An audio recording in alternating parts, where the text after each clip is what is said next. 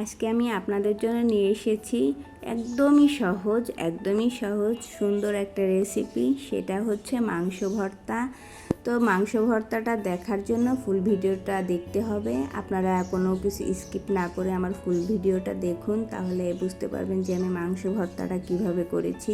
তো কথা আর না বাড়িয়ে এখানে আমি দিয়ে দিচ্ছি সামান্য একটু পানি, এরপরে সামান্য একটু হলুদ আর হচ্ছে কয়েকটা কাঁচামরিচ। তো আমি দুঃখিত, আমার লবণ দেওয়াটা স্কিপ হয়ে গেছে। আপনারা দিয়ে দিবেন সামান্য পরিমাণ লবণ। আর এখানে আমি 2 পিস মাংস নিয়েছিলাম, মাংসটাকে ভালো করে ধুয়ে নিয়েছি।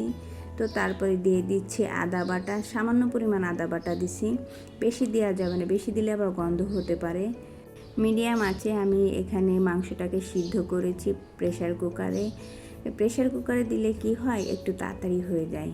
আমার মাংস সিদ্ধটা হয়ে গেছে। মাংস সিদ্ধটা বেশিক্ষণ লাগে না, অল্প আঁচে 7-8 মিনিট দিলেই হয়ে যাবে। তো এখন আমি গরম গরম মাংসটাকে নামিয়ে নিচ্ছি। এখানে আমি 1 পিস মাংস নিচ্ছি, কাঁটা চামচ দিয়ে ভালো করে একটু ছেড়ে নিচ্ছি। তো আপনারা দেখতেই পেয়েছেন যে আমি কিভাবে করেছি।